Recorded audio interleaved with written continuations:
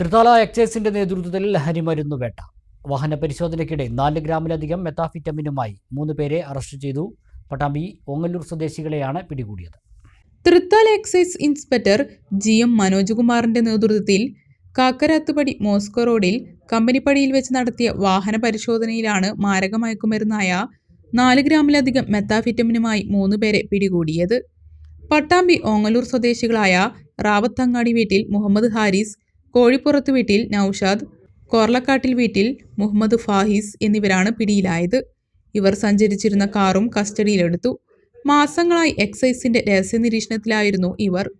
ഇവർക്ക് ആരാണ് മയക്കുമരുന്ന് എത്തിച്ചു നൽകിയത് എന്നതിനെക്കുറിച്ച് ഊർജിത അന്വേഷണം ആരംഭിച്ചു. ബഹുമാനപ്പെട്ട പാലക്കാട് ഡെപ്യൂട്ടി എക്സൈസ് കമ്മീഷണർ വൈറ്റ്യൂബ് സാറിന്റെ നേതൃത്വത്തിൽ രാത്രികാല വാഹന പരിശോധന കർശനമായതിന്റെ അടിസ്ഥാനത്തിൽ മേഴത്തൂർ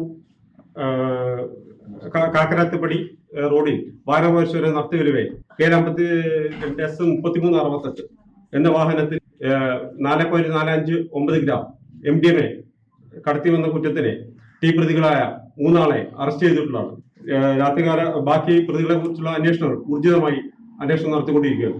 രാത്രികാല പരിശോധന കർശനമായിരിക്കുമെന്ന് ഞാൻ അറിയിക്കുന്നു.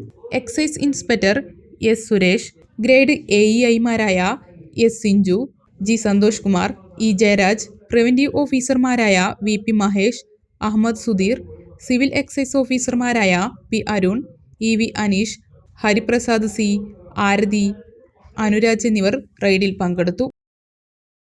The world's greatest wedding collection.